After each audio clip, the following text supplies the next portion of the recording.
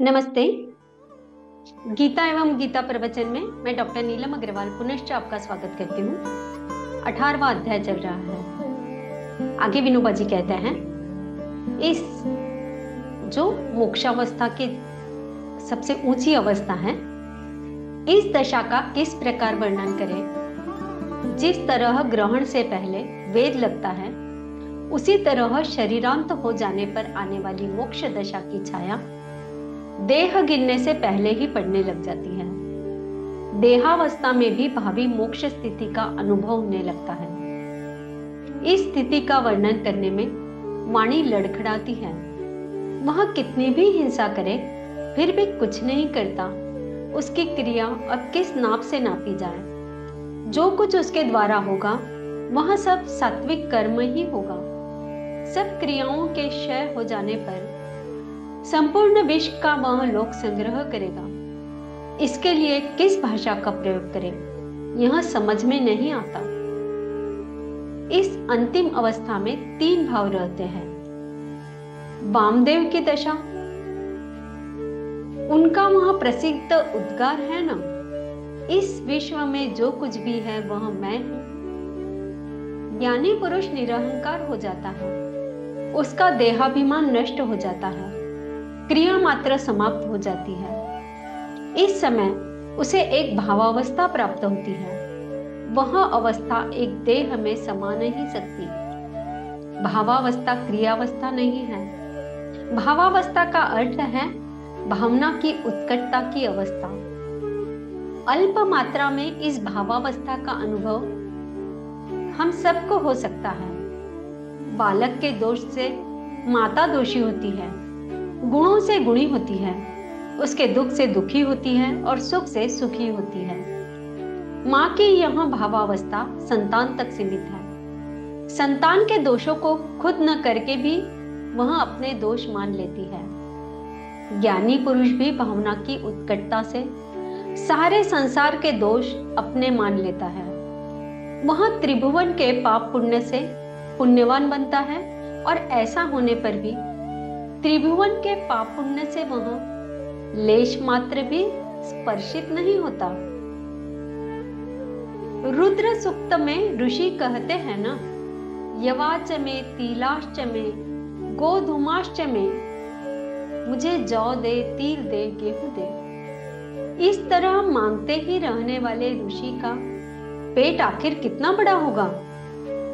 लेकिन वह मांगने वाला 3.5 हाथ के शरीर का नहीं है। उसकी आत्मा विश्वाकार होकर बोल रही है।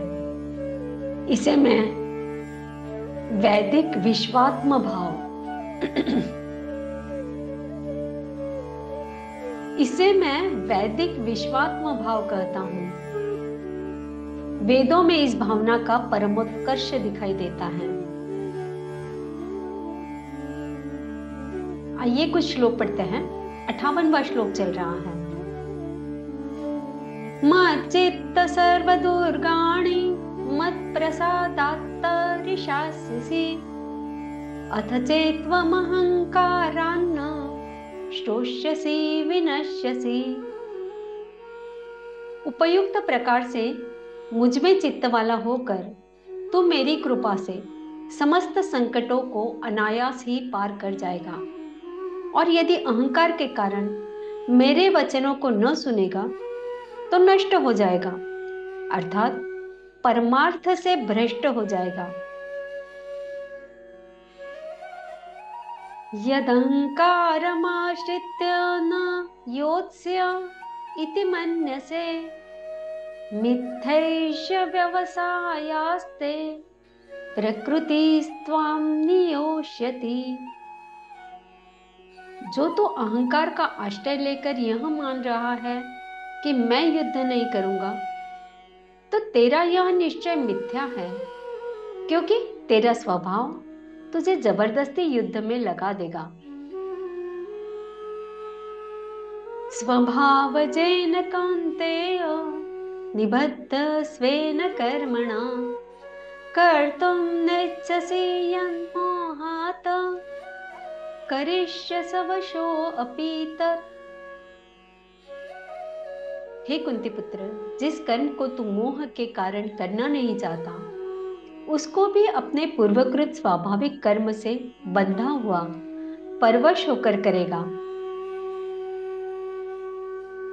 ईश्वर सर्वभूतानां हृद्देशे अर्जुन तिष्ठति, भ्रामयन् सर्वभूतानि यंत्रारूढ़ानि मायया। हे अर्जुन, शरीर रूपी यंत्र में आरूढ़ हुए संपूर्ण प्राणियों को अंतर्यामी परमेश्वर अपनी माया से उनके कर्मों के अनुसार भ्रमण कराता हुआ सब प्राणियों के हृदय में स्थित है। तमेव शरणं गच्छ सर्वभावेन भारत, तत्प्रसादात् परां शान्तिं स्थानं प्राप्स्यसि शाश्वतम्। हे भारत, तू सर्व प्रकार से उस परमेश्वर की ही शरण में आ। उस परमात्मा की कृपा से ही तू परम शांति को और सनातन परम धाम को प्राप्त होगा। इति ते ज्ञानमाख्यातं गुह्याद् गुह्यतरं मया, विमृश्य तदशेषेण यथेच्छसि तथा कुरु। इस प्रकार यह गोपनीय से भी अति गोपनीय ज्ञान मैंने तुमसे कह दिया है। अब तुम इस रहस्य युक्त ज्ञान को पूर्णतया भली भांति विचार कर जैसे चाहो वैसे ही करो।